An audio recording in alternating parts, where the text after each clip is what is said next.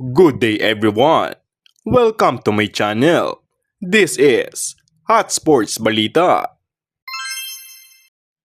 Para sa balitang sports, kamakailan ay lumabas ang balita na tinanggihan di umano ni NBA superstar na sa LeBron James ang naunang alok ng LA Lakers na worth 160 million for 3 years contract at ang pag-anunsyo na pagpasok nito sa unrestricted free agency. Ayon sa ESPN, ang desisyon ni James na mag-opt out ng 51.4 million with player option at tumingin ng bagong deal sa team ay may layunin na mabigyang puwang ang Lakers na makakuha pa ng mga mid-level players na maaaring makatulong sa koponan.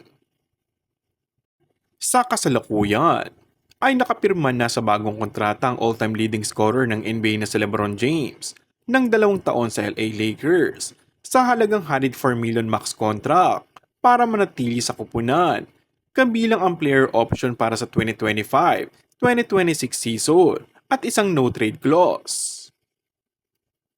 Samantala, ang anak naman nito na si Bronny James ay sumabak na sa NBA Summer League kasama ang ilan sa mga bagong draftees ng Lakers.